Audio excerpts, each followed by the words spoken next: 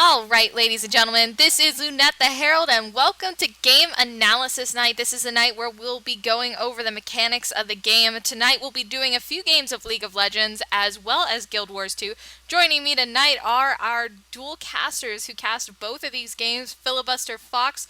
I believe we've got Fancy Zergling, though he's not in here with us. We've got Demon Lasher, and then last but not least, Grizz Rage will not be joining these guys for the Guild Wars 2 stuff, but of course we'll be here for League and break some stuff down for you. So in the meantime, hi guys. Hey, hey. Hello. What's up? You Not guys... too much. Going pretty good right now, actually. Still settling down from that All-Stars crave from the weekend. Good to know. Alright, so are you guys in game and ready? Mm-hmm. Alright, so we're just gonna jump right into this. Why are you sending me messages? Stop sending me messages, people. I don't want to talk to you. Alright. I'm gonna stop paying attention to people sending me... I don't need to go into the store. Wow, apparently AV got banned for being toxic again. That's funny. That's funny. Let's see here. Challenger tier, rank 5v5. You know what? We're gonna watch Wiz if he manages to get into a game. And it looks like he might be getting into one in the meantime. So, while we do that, let's see here. I believe Grizz and Demon Lasher, the both of you are here, right?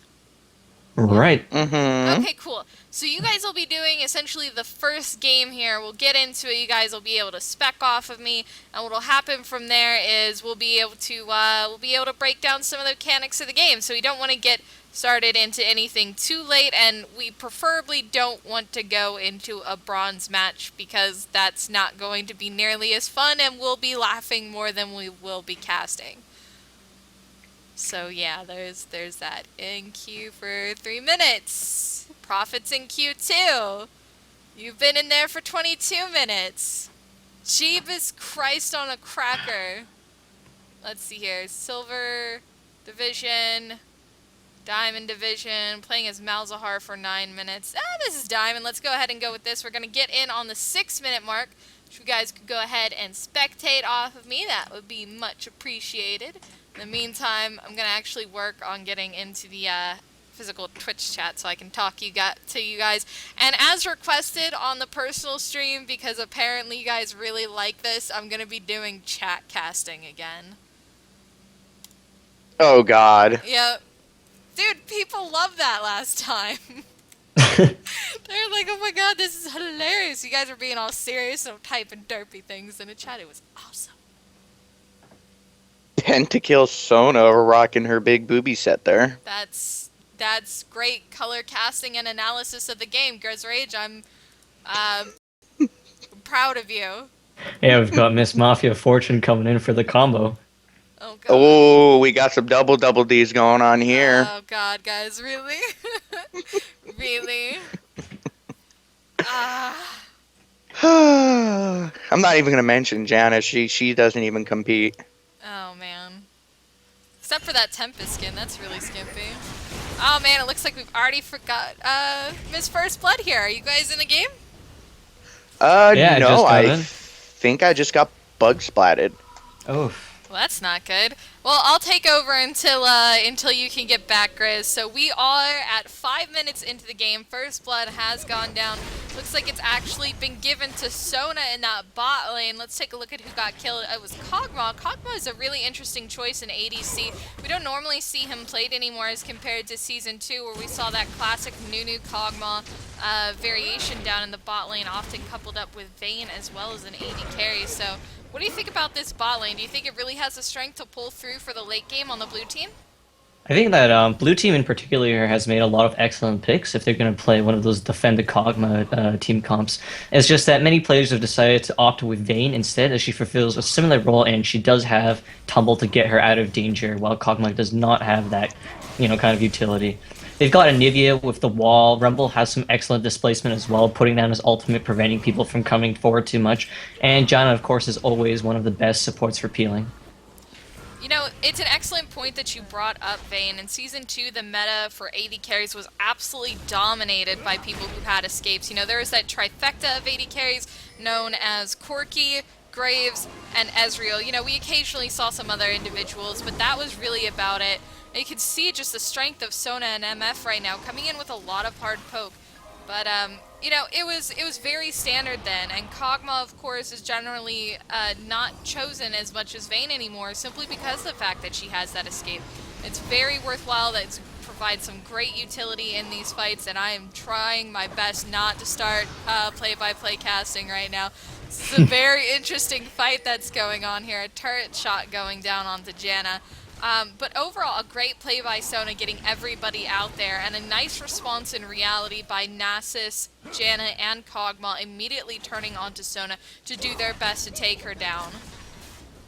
Yeah, especially we saw Kog'Maw being pushed there to the tower really hard by the two earlier while Janna was going up to ward. I feel like Miss Fortune might have been able to do a better job there keeping up with Sona, as they could have been able to pull off the kill on Kog'Maw. It's a little too low to really go in there for the gank. Oh, another interesting thing about this whole team comp for the blue team, every single person has a slow. You have Rumble with his ultimate and his Q. You have Anivia with her ultimate. You have Kog'Maw with his throw up. Janna with her bird. Nasus with his wither. You know, that's a really strong team comp. Yeah, it's definitely really good for encouraging kiting in long drawn out fights. On the offside, though, we do see Zac coming out for the purple team, which is currently one of the best hard engages in the game, with his leap that covers essentially the entire screen width. And I think we just lost him. Or you lost me. Oh? Oh, you're still there. Oh yeah, I'm still here. I thought you didn't finish your sentence. But yeah, Zac does have that really strong engage. With his ginormous leap, and not only does it disrupt movement, I believe isn't it also like a 1 second stun? Yeah, it knocks them up into air for a little period of time, and he can follow it up immediately with Let's Bounce, which disables them for even longer. And it also applies a slow, but for 35% for 2 seconds. No, that's his Q. His his Q is the one where he smacks his fist forward, and that applies the slow. Yeah. Knocking them back for 0.5 seconds. Okay, that's the last six-link shot. I don't play Zac, so I don't know what his utility is. Yeah, actually, I've been picking up quite a bit of Zac in solo queue. He's really good for encouraging teams to go into fights, and really helps with teams that have that problem, especially in solo queue games for teams that don't really know how to hard initiate. Well, over here up in the silver elo, you know, Zac's typically banned out, so you see a lot of Jaces, a lot of actually Tryndamirs, and gosh dang it, that was a really good crescendo. And just bottom lane, that poke ability with MF and Sona. Kog'Maw, even though Kog'Maw does have a greater range with his ultimate, he's not really utilizing it. Even though he is going AD Kog'Maw, his ultimate is still really good poke to force him off this tower instead of farm. Yeah, at the moment he's just trying to keep up in CS, as he's taking a lot of pressure under turret here. Well, if you're it's getting kind of a pressure under strategy. the turret, you got to get him off that turret. Unless you just want it to go, then you back off and just try to freeze the lane over by that next turret to keep your farm up. Kind of a strategy kind of a strategy that Kog'Maw players and Vayne players will use is they may relinquish a tower early on, as they do tend to gear towards the late game. MF is commonly the pick you want to go for if you want to force early game pressure, aim for towers early on, and then move on to other lanes and pressure those lanes. Absolutely, and then this Rumble actually I would say he's beating Zac hands down, just keeping that flamethrower up, pressuring Zac back. And Zac actually starting to really gear towards some MR resistance just to deal with this Rumble, and it's not going to be all that good for him for late game, having to deal with that Nasus and Kog'Maw. Yeah, definitely. You see an interesting kind of dynamic though going on with top lane. A lot of the picks now, including like Rumble and Zac, they're champions that don't require a lot of farm in order to participate, so how the lane actually goes really comes down to if you can take the tower or not. Other than that, there's like kills and stuff that's kind of minor for the towers, as they both have around the same kind of impact regardless of items later in the game when they're initiating in team fights. And then we have a look at mid Malzahar. Malzahar is actually not that common of a champ right now. But with this team comp, his ability to actually single out a single person and suppress them for, let's see here, what is it? 2.5 or no, yeah, 2.5 or yeah, 2.5 seconds. Complete suppress, they cannot attack, they cannot do anything. You know, that's going to be really strong for singling out people. Like, let's say Kog'Maw gets really fed, really strong. You know, you have Malzahar that flashes in and puts that suppression down on Kog'Maw, leaving their entire team to either A, focus him down or focus the entire team down, and then they can revert to focusing down that Kog'Maw. Yeah, something that's really interesting actually about this Malzahar pick is that really the only two people on the enemy team that have the ability to stop Malzahar's suppression is Janna and Anivia.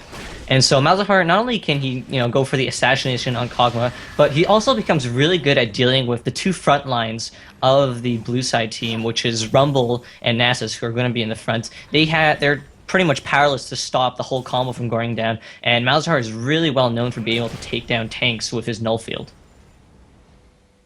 Absolutely, it is a health-based damage ability here. I'll go ahead and read that off. Null Zone creates his own field, negative energy for 5 seconds. That zone damages nearby enemies for 4% plus 1% their max health each second. Damage to monsters is capped at 120 per second. So yes, really strong ability for attacking those high health tanks. You know, Nasus and Rumble. Really, really great item. Really great ability. Yeah, especially as you see, like, Rumble here isn't gearing towards any magic resistance at all, so that's just going to, it's just going to rip straight through him if it does go on to him. And, I don't know what exactly this Kog'Maw, yeah, he's obviously going to build into that Haunting Guise, but, let's see what else he decides to build into. If he's going to try and build into the pure nuke Rumble, which really, in all quite honesty, is not as effective as Tank Rumble. Just being able to jump into the middle of the enemy team with this Flame Spitter and throw down as much damage as possible while tanking quite a bit of the damage. I really don't agree with people building DPS or just straight up nuker Rumble anymore, because it's not as effective as building him tanky. Yeah, and as you see in a lot of competitive games, especially I watched Dyrus a lot playing on the Rumble, he really opts for the Hourglass as his first items now, even over the Rylai's, because the Hourglass is essential in just keeping him alive through the initial burst that comes from the enemy team. You can turn on your Flame Spitter and just leave your Hourglass on, and that'll at least secure you 5 seconds around. Yeah, that too, but if you run through and you use all your abilities, and then they go to turn on you, and you hit that Zhonya's, by the time that Zhonya's is done, their initial burst, you took 0 damage from that, but as soon as that Zhonya's is down, his abilities are going to be back up again.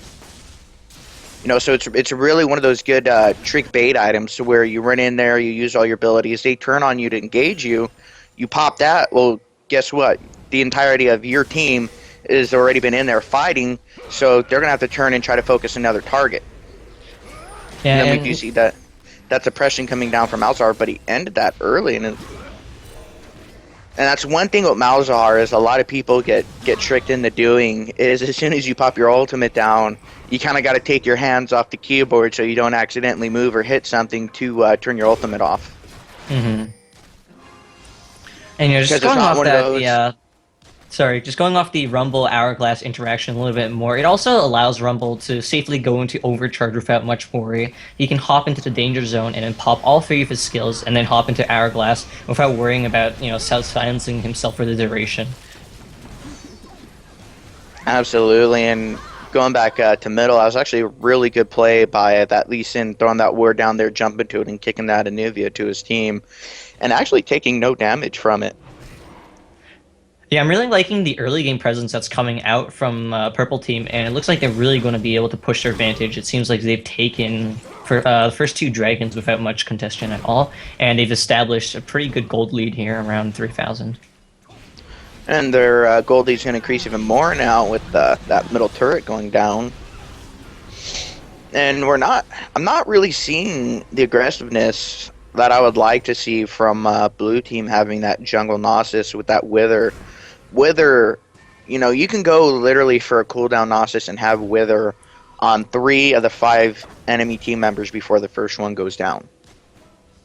Yeah, the problem with the early game coming in from blue team is that Nasus, as we know, like the Janna Kog'Maw lane is more geared towards defensive, so you're not going to be seeing much action out of them. And so what really happens is middle lane is the only lane Nasus can really put any presence into because there's no interrupts on top on Zack's leaps, so he is essentially a free escape from that gank at any point. There's no really catching him out of position, and as such, Malzahar is really the only person you can put any pressure onto, and he just really hasn't been able to show up middle that much. Actually, a Nivea stun can counter Zack's leap. Right, You can but stun him out. Zack is top lane, and Nivea's middle. And there Just, goes the bounce. Ouch, yeah. And then we do see that with Malzahar, Nomus is actually really gearing towards, the easiest way, literally the easiest way to shut down a Malzahar is to build that Quicksilver Sash. Because you negate all of Malzahar's burst damage with that, just with the single item. Granted, it is a tad bit pricey, but in the long run, it's worth it because you negate all that damage. Yeah, it's just that in this early in the game, none of them can really afford to deviate from their build paths to build a QSS. Otherwise, they would lose their lanes too quickly. Did you say that you could wither 3 people at once? What was that? Did you say you can wither 3 people at once? If you build cooldown reduction Nasus at level 18, yes. You can't throw it all up a machine gun, but you can put it down on multiple people before the first one's done. That's definitely not standard. I don't think that's true. Yeah, that Hold- doesn't sound accurate at all. Because Wither, it lasts 5 seconds, and the cooldowns, what is it right now? It's 12.6, even with... He's already got CDR on him, actually. He's got the Kindle Gem. And he's Yeah. level So- 9, but you can get that down to about 3.6 seconds, because I've done it as a troll build. Then Oh, even in boy. theory, you could only get it down twice. On 2 people. Okay, 2 people. I don't know about that. That sounds fishy to me. That's... You want me to jump into a game, and I'll prove you wrong? No. Listen. Cool. Wither at max level, 11-second cooldown. With 40% CDR, you've got it down to 6.6 second cooldown. There's no way you can't even get it onto 2 You can people. get it. You can get it past 6.6 seconds because I've done it. No. 40%? Yeah. No, that's just the math on it. 40% CDR is the maximum amount of CDR you can get. You cannot get it any lower than that. I've done it. I'm telling you, Grizz. I'm telling you, you're wrong. Just sit I've done there and it. accept it. It's wrong. The math. I'll screenshot it next time I play. Okay. You screenshot it next time you play, and then we will publicly admit that we were wrong. But I'm telling you, it's not possible. Okay, I will make It is possible. I will make a huge public statement about the fact that we were wrong. But for now, it's not possible. Get back to casting the game. Okay, and as we see Purple Team going for their 3rd dragon now, Yeah, and just increasing their gold lead by actually quite a bit. the Purple team did They're out. manage to take Baron earlier when they forced those 2 kills middle, and it's just furthering the fact that Blue team has a really weak early game presence, and they just weren't able to do anything. Kog'Maw and Janna were both bottom, and weren't able to mobilize nearly fast enough to stop the Baron attempt. Nasus on his own couldn't really secure the smite steal. That is See quite something, fortunate. We do see Purple Team actually pushing towards a 6K gold lead here. Right now at 19 minutes in, it's Purple Team in the lead with 9-2, but they are even on towers. It's 2 for 2. But like I said, that Malzahar with his ability to suppress champions, just if they decide to single target out somebody, that person's dead, and then you have the backup with Sona's Crescendo. Late game, early game, it doesn't matter. Red team really has a sense down with their, not only their CC ability, but with that suppression from Malzahar. Yeah, actually seeing some really great teamwork over here from the purple side. Lee Sin beautifully just displacing people straight into the Malzahar ultimate, where the enemy team can't really react to it and help the guy out. And we're seeing here, this is something that you'll see a lot more in higher level play, more so than lower level play, is that teams really know how to push their advantages and close games out earlier. Yeah, unfortunately, that is an annoyance with anything lower than gold, to where you have the pressure, you have that, like, hey guys, we're winning, let's keep this up. And at lower level play, it's like, no, I want to farm, I want to get more items. Alright. Seeing something really interesting, actually. I've never seen this. There's a Spirit of the Elder Lizard on Anivia. That Huh. is, Your team's turret has been destroyed. That's really peculiar to me.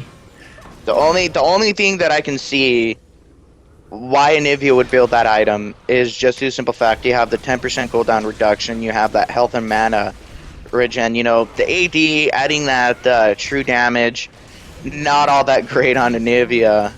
But once again, not a really great second item buy. It's 2,000 gold down the drain. I really don't know if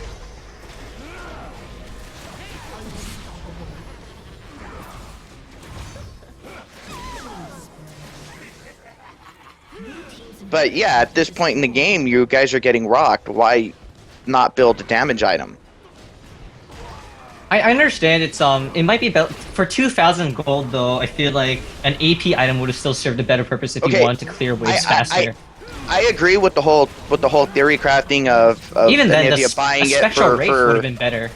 for the wave clearing, but at this point in the game, they're already at the Nexus. They have one tower left to go. That 2k gold could have been put towards a needlessly large rod to actually get that burst damage up. And if he really wanted to go in on the whole, I get the unique passive butcher. He could have gone for Spirit of the Spectral Grave, which accomplishes the same thing and also gives some relevant stats like spell vamp and ability power, which might have helped him out more in laning phase. But at this point in the game, granted, trying to backdoor Anivia up in the house, but at this point in the game, both the Nexus turrets are down. Yeah, Nexus towers are down. Purple team has a free ride into the Nexus from top lane. So, with the whole theory crafting aside, my personal opinion, not a really great item right now. I would sell it and try to pick up some burst. I mean, I'm gonna agree with that. It wasn't that great of an idea in terms of selling it, though. I don't think you're gonna get that much value out of it. Unfortunately, it's a little too late to repair the damage that it might have done. It sells for 1,400. If you're really close to getting that needlessly large rod or even building that wrap hat, I would sell it just for that extra AP. Yeah, the 45 attack damage is not doing anything. And AD Anivia not exactly the most popularized build. I didn't know this was a round. But yeah, going over the other item sets, we do see Zac. Oh, and the surrender's up. Ah, okay. Yeah, we do see Zac taking the Spirit Visage, which you will usually see on Zac. It turns his abilities basically into free heals, as his passive, which usually grants him a small minute heal. His abilities cost around 5% of his current health, and he heals for 5% max health. Now increases it to he just heals for 7% of his max health, which is much better. And going over the in-game scores here, we got Kog'Maw 050, Nivea 140, Janna 032, Nasus 131, and Rumble 221 with Sona, carry Sona 308, Malzahar 407, Zac 413, Lee Sin 528, and MF 117. That was a really beautiful support MF. I'm working on it. Support Sona. And just regarding the whole Rumble thing, though, as you can really see which champions have the early game power here. Rumble actually was holding his own and taking the advantage over Zac earlier on in the game. It's just that when it rolled into the team fight phase, he couldn't really carry his team through it, and that's where Zac picked up the 4 kills. Let's see how far into this game they are. That was a joke, by the way. I was going off a score 308 Sona and 117. All right, bah! Ah! Ah. I'm trying to see how far this game is in, but we're getting you guys into another game ASAP. And yes, score Alright. always matters in high elo, man. Mm-hmm. Carry Sona 308, support MF 117. Oh, that poor MF. Anyways, so yeah, you guys didn't do a bad job. Try and touch on item builds just a teensy bit more. I tried to jump in on that, but that was way too late. Yeah, no, it's fine. They pooped out that Oh, surrender. Shit. No, this is 10 minutes in. We're not going to be watching this one. It's too Alright. far in. Also, Prophet's a bastard. I said it. I said it. Come at me. Come at me, Prophet. Hi, buddy. Oh, I see Arthalon in the game actually, and Wings. You want to go ahead and spectate off of them? I mean, it's up to you. Ooh, 9 minutes is Caitlyn. We're going to go ahead and spectate Carry Play Smurf. Some of you guys might know this as one of the guys who participates in our tournament regularly. He's also a good buddy of mine, Carry Play Smurf, also known as sometimes my duo queue partner. But he is awesome, and this is bound to be an amazing game. So we will get you guys into this momentarily. This is going to be Grizzrage. And Foxy, are you actually here? Okay, I guess. I'm indeed here. Yay! I was about to be sad, but where the hell is Tyler? He had a muster or something like that. Oh, what? Muster. Uh, Active duty Navy. He does those things. yeah. When is he gonna You know, be when- back, do you know? When they go on duty, they actually kind of have to work, or they get in really big trouble. Yeah. He said he'd be about here halfway through the thing, so he'll probably be here for the Guild Wars segment. Yay. Okay. Well, Carry Play Smurf almost got pooped on. I'm not even in the game yet. Don't spoil it for me. No spoilers. Let's, No spoilers. Let's go ahead and do this next game with Foxy and Grizz. Who's the hell's their AD carry? Oh, shit, I'm doing it? Okay, Yeah. let me lead. I've been Oh doing my paper. God. I'll take care Did of you your carry job in the Rengar? meantime. Nice It double flash is. coming out from both Anivia and Oriana. You know, that last auto attack would have done it, so a nice call on the part of Nidalee to go ahead and get out of there. It looks like Kha'Zix is coming up, but I've totally slipped in a play-by-play mode. That barrier was popped, and Oriana will manage to get out of there. Don't you shh me! Play-by-plays get fired on this. It's true. You can't fire me, though, because I'm the boss. You can try. But okay, But you Go- saw how well that worked the last time when people tried to fire me. I'm not even gonna go into that. I'm not even, because you know exactly why that happened. Ah, man. I'm sorry. But you know, it was going funny. over the whole team comp here, we have blue team rocking a Rengar Leona bottom. I do see this working, just due to simple fact, with Leona's ability to have two immobilizers, you know, her E, her Zenith Blade, along with her stun, you know, you Zenith Blade into him, that holds him into place, Rengar jumps into him, gets all that damage out, you know, and then A, if they do it close to the bush, he can run back into the bush. Leona pops her Q, which is Shield of the Daybreak, get that stun down, Rengar jumps back onto him and gets that double burst damage down. You know, it could be really, really strong comp if they can just get that synergy down well. Well, that is the big thing. If they can manage to get that synergy going and pick up those kills and get fed into a kill lane, then they've got a potential heavy advantage there. But they've got to win earlier. They're going to fall behind the late game as Caitlyn will continue to scale and be that hard carry, AD carry that the blue team is really going to lack in this matchup.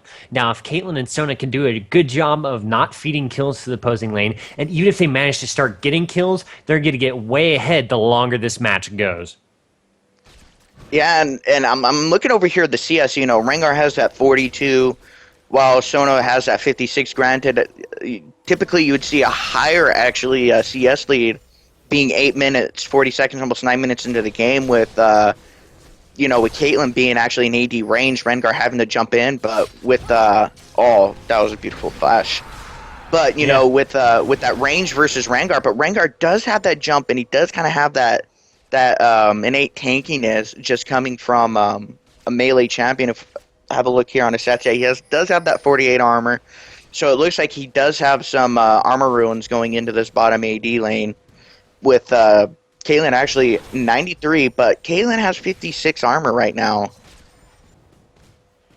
Well, that's mainly due to just runes and masteries there, but then it looks like they're going to have both junglers coming on this. Nidalee's coming too, and it should be pretty fun to watch, but we're not going to play-by-play it. It's hard as it is not to, and this is going to end up being very big for the red team here because they did pick up the kill on Rengar. It looks like finally And by down play on the casting, zone. I have it, but they did manage to pick up 2 kills from that fight, and that's going to get Caitlyn very nice little bit of aheadness now. She's going to lead by over 30 farm here, and she's going to have a couple of kills to her name, and that's going to be rough, very rough for And Rengar. unfortunately for the blue team, they only had 3 members there. Red team, they had 4 members there. But what I said earlier from, I don't know if you noticed, but Stone had popped her crescendo. But the burst that came from Rengar almost had that Sona. Just one more Q from that Rengar, and that Sona was dead. You see that trap that Needly just put down on the torch over there? It's the best trap, NA, I just have to say. If anyone tries to jump over that like a Tristana, totally going to stop them. We'll hit them. So OP. I thought that was going to be an Italy top. Okay, just rearranging my scoreboard here. Yep. Jace against Jax. Having a look at some of their item builds, Jax is going pure swordy build. He's got 2 Doran's Blades and 2 long swords for plenty of early AD and a good bit of tankiness to go along with it. Jace starting with the early Manamune and building it up quite nicely, already at about 230. Only 10 minutes in, 11 minutes in at this point, actually. And that's going to add up very nicely for him in the long run, but he's going to face more auto attack damage from this Jace realm. But as long as the jungler can really come in here like he's doing right now and turn things in favor of Jace, Jax is going to continue to have more and more problem because he was already behind to the superior poke of that Jace. He's now just a few farm ahead, but he's now 2-0-1 to the 3 deaths of Jace. A very nice advantage there in the top lane for the Jace. But their bot lane is really going to be key in the late game for this. Orianna is winning farm in mid just a little bit, but Needly managed to go get the assist and therefore will not really be falling behind at all. But red team is kind of a pretty significant lead right now. Absolutely, but if blue team can kind of, Turtle can kind of like hold the game off a little bit, just get their CS up, get those items built. You have both teams have 2 really strong carries that can actually jump into the back line and deal with the AD carries, but blue team doesn't have an AD carry for the red team to jump back onto. Actually, I should rephrase that. There's 3 champions. You have Zac, you have Rengar, you have Jax that can jump on Caitlyn and just burst her down literally in seconds. Rengar alone, if he can get fed, can almost 4-shot Caitlyn. That's indeed true, but he has to get fed first, and it's not looking good for him yet. And with Kha'Zix there, Kha'Zix is able to get in there on Orianna, probably would be his first target because he's going to be the squishiest. Jax, poor Jax getting so Poor fed. Jax just getting bullied. That's the one thing with Jace. Jace is, we saw it from Alex Each over the weekend. Just high burst, and not just burst damage, mobility that comes from Jace. Yeah, and he's going to be a big factor in keeping Caitlyn alive later from the mobility that he gives to his team, as well as that knockback he's got on his hammer to get people off of it, along with Shona's Crescendo. That should give plenty of time for Caitlyn and Kha'Zix to get in there, and Needly too, and do tons of damage to this opposing team without any Trinity forces at all. Just deal all the damage they need to, and go right in and kill the bursters who would be coming in, like Rengar, like Orianna, and Zac. Jax, with how far behind he is, isn't really a big threat to Caitlyn at this point. Caitlyn should be able to 1v1 him for the most part, especially later on. But if he can get farmed up and caught up, that will change, of course. But in the meantime, Caitlyn's just getting further ahead, and it's going to be harder and harder for this blue team to really do anything about it. The only way that I can see blue team coming back from this is a really good team fight. You get that Orianna ult, catches everybody, pulls them in, Zac leaps in, does his bounce, Rengar ult, jumps right onto Caitlyn along with Jax. Jax gets that stun off, mobilizing, Caitlyn, and they just burst Caitlyn down, and then they switch to that Jace. And then, it just dominoes effects, and hopefully they have enough time to take down the Caitlyn before that crescendo comes out from Sona. And once that happens, you still have Kha'Zix in Italy, and Jace to deal with as soon as you get that Caitlyn down. So you have to do weight imbalances here. A, do you use all your bursts from all three players to take down that Caitlyn, or do you just sick Rengar at that Caitlyn and then you use Jax with the stun to try to kind of throw that Jace off, even though Jace is just demolishing Jax right now in this top lane. But then you Yeah. have no one to really take care of and deal with Kha'Zix, and as soon as Kha'Zix gets that kill, he can just jump around and deal with the entire team. Yeah, things look really bad for the blue team in this case. Their team comp not quite meeting the meta. A good attempt for a bot killing that could get them ahead early, but it's almost past that early phase where they would have that advantage. We're 15 minutes in. Caitlyn is ahead by a significant amount, not unbearably, but Rengar is not ahead the amount he needs to be to make this kind of lane work, this unusual team comp. And while everything could go perfectly for the blue team in a team fight, we've got that Sona crescendo. We've got a lot of peel available for the red team on that Caitlyn and, whoever else they decide to go for. And it's just, wow. That was Yeah, that really play, bad. man. That play. But then again, you saw that burst potential coming out of that Rengar, except Rengar went a little too ham, trying to chase that Sona under turret. He did get 90 caliber netted from that Caitlyn, so he was super slow. No bush to jump into to jump at that Caitlyn, so that was a really bad play by bottom. Yeah, it happens, and that just goes. He does have a lot of burst. He can almost kill a Sona by himself with the help of Leona ult and Zenith Blade and the stun. They almost managed to pick that up using everything they had, and unfortunately, Caitlyn was left alone for that, who had plenty of time to pick up the double kill. And that's how this game is going to progress at the rate they're going. Unless they get together as a team and start making things happen across the map, they can't stay in this laning phase. They are desperately losing this laning phase, losing yet another dragon here, falling 8,000 gold behind, and they're just have this huge deficit, and they need to make something happen as a team. They have to work together here. That is an 8k goal deficit at 16 minutes, almost 17 minutes into the game. That is huge. That is a lot. It's not that what you see sometimes, and there goes Jace being on that rampage to support Jax. But, you usually, typically, it's 2 to 10. Granted, I've seen a lot worse games, but still an 8k gold lead at this time frame is substantial. Yeah, well, that's about 500 gold a minute, which is a good rule of the thumb. If you're at 500 gold a minute ahead of your opponent, you're winning significantly, and you've got the game pretty close to having it in the bag. There are ways to come back from that kind of deficit, but it's really, really difficult, and you have to have a team comp that's geared towards farming up and getting into the late game later if you're falling that far behind. Sure, they're kind of moderately caught up because they've got that earlier game team comp. They've got the less item-dependent champions, not like Caitlyn or even Nidalee, who have to have really expensive builds to really carry their teams, but they've got this kind of mid-game advantage that's almost sort of balancing that out, but they really have to get farming, and they really have to make things happen as a team if they're going to have any chance of coming back, because they're just falling way too far behind. And not just that, they really need to shut this Chase down. They really need to start killing him and getting him out of the game.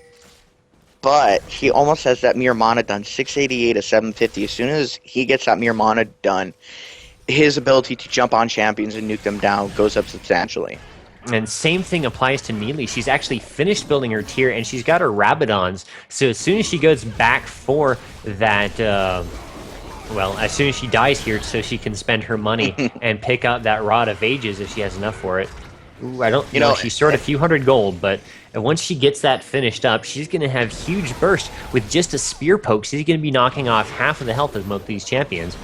And there goes, this is what blue team really has to do to get back into the game. Catch them out hardcore and get those shutdown bonuses. Push a turret, middle's open right now.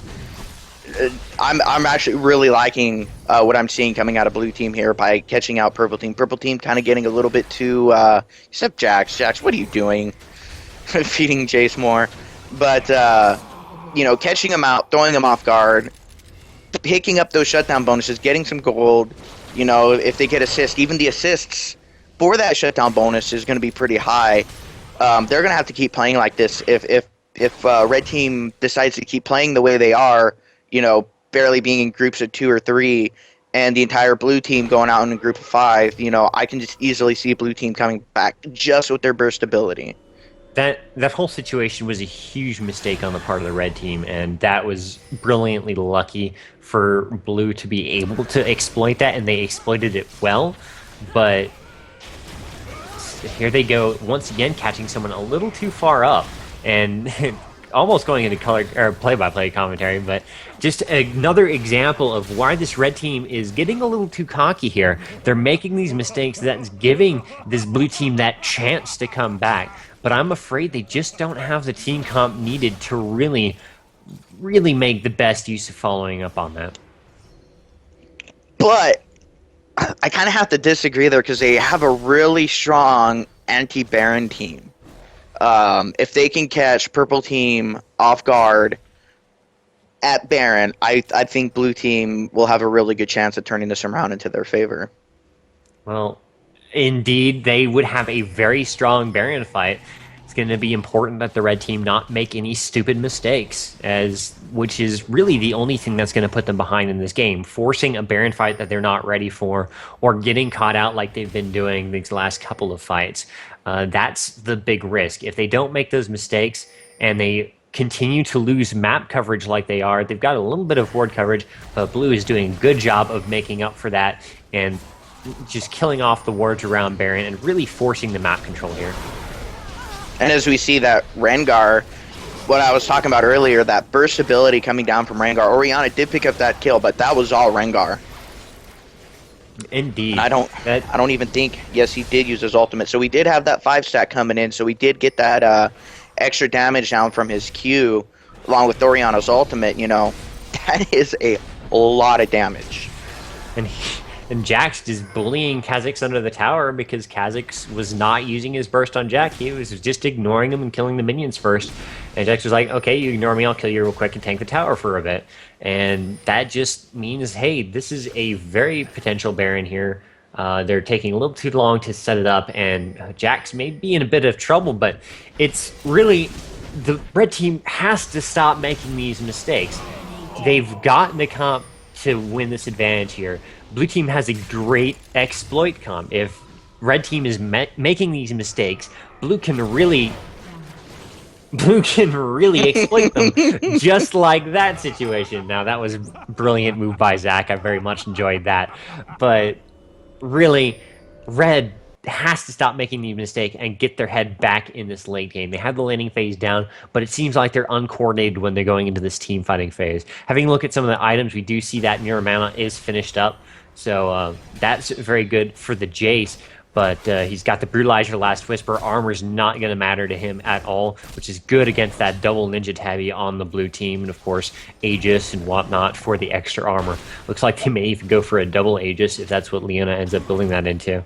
But over on the red team, Caitlyn just with that AD crit damage build going with an Infinity Edge in the Zeal, possibly building into a Shiv or Fandancer. I would venture to say a Fandancer since she's already got the dagger towards it, and that's going to give her a lot of crit damage, but it's really not enough lifesteal sustain against in a 1v1 fight. She's going to have a lot of trouble. I mean, now, that's not necessarily a bad thing from her perspective. The blue team has a lot of quick burst, and if she doesn't have tankiness, that lifesteal is not going to make a lick of difference if they all just jump in and insta-give her. And that lifesteal will help against Orianna's poke. It'll help when she's 1v1ing someone after they've used their ultimate or something along those lines. But generally, in order to stay alive, she's going to have to stay way back and be peeled for, in which case that crit build is a stronger choice than going for the Bloodthirster lifesteals. Absolutely, and one thing I'd like to point out with the builds, Kha'Zix, building that Spirit of the Elder Lizard, to kind of help give him that farm and that extra true damage, but I am not seeing a tier on him to build into that Mirror Mana. That Mirror Mana build on Kha'Zix is so critical to the burst damage, just like on Jace. I don't see Kha'Zix having the ability to jump in and just do the burst that he should be able to be doing with that Mirror Mana. I have to agree. It's very unusual to see Kha'Zix not picking that up.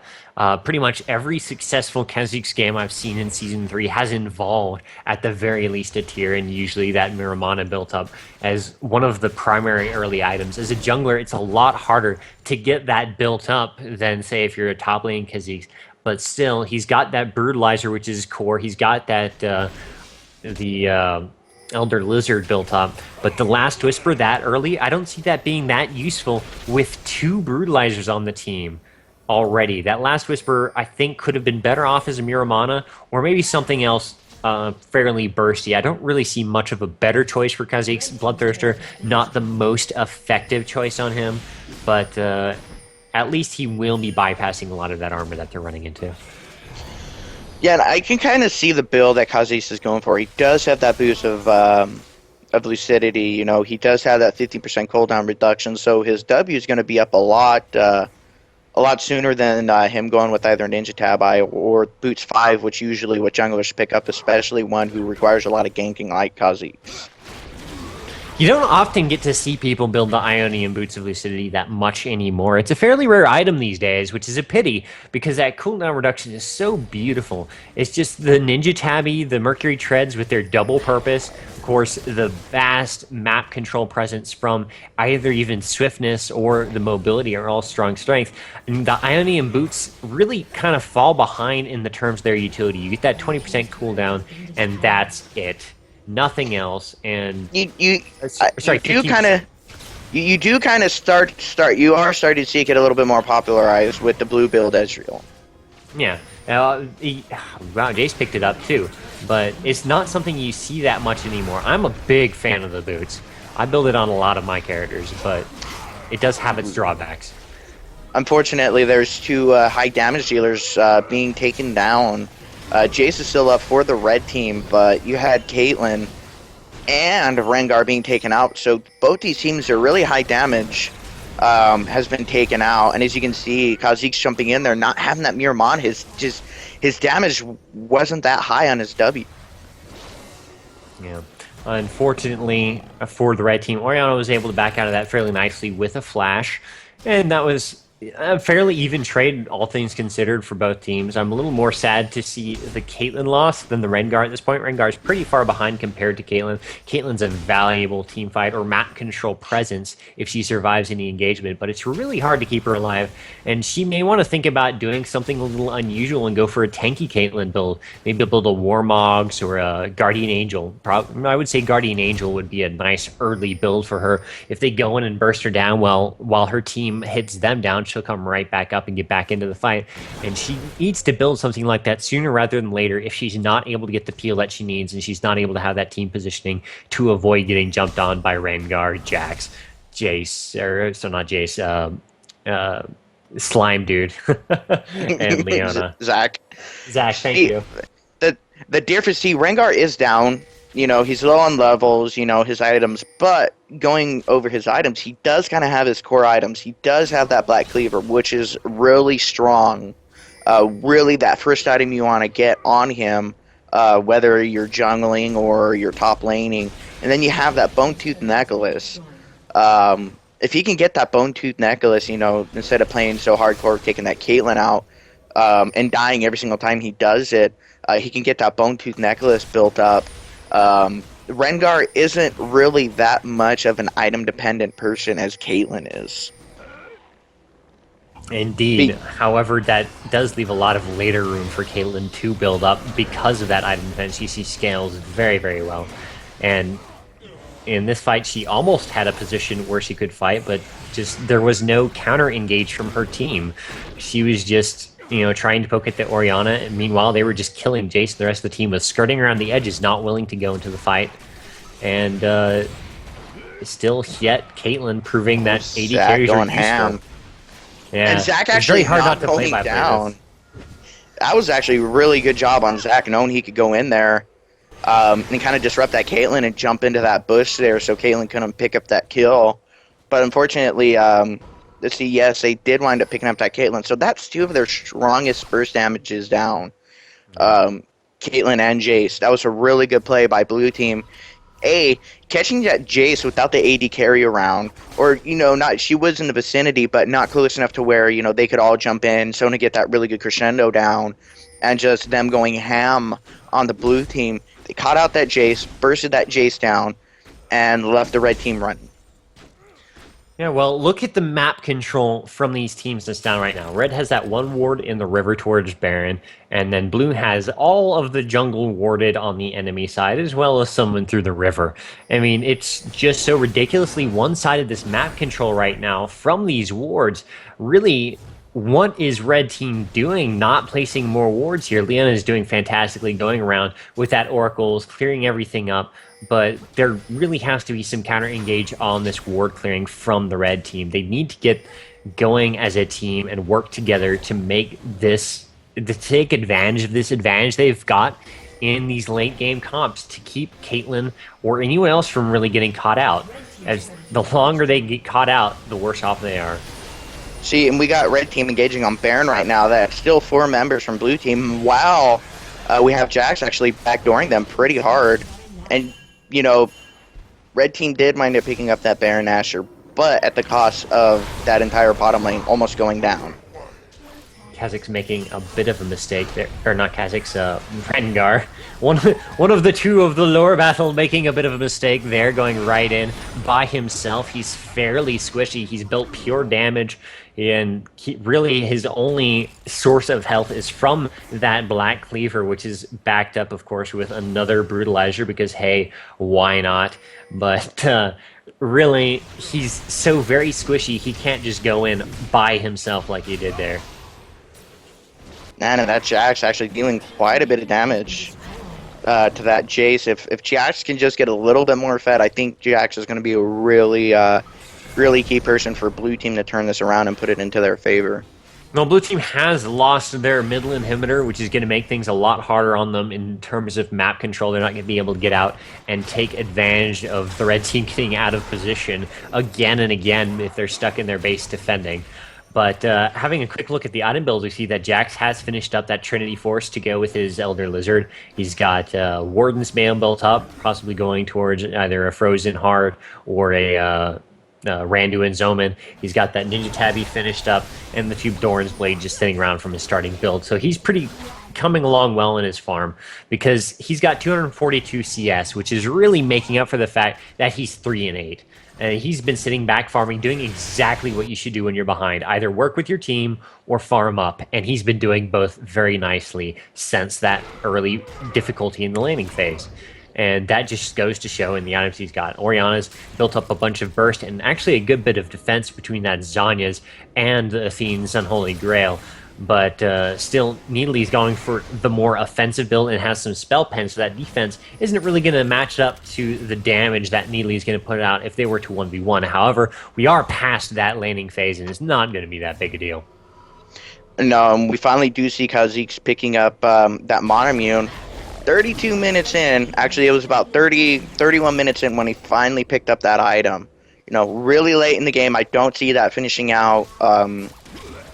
It depends for the duration of this game, but like you said, Jax, he's down, he's low. He's the only one really who's pushing these lanes, pushing these turrets, getting these turrets for the Blue Team, and he's actually doing a really great job at this. I don't know if it's luck because there's not that many wards down for Blue Team, but you have the entirety of the Red Team minus Jace that's down at bottom, leaving Jax open to push lanes freely.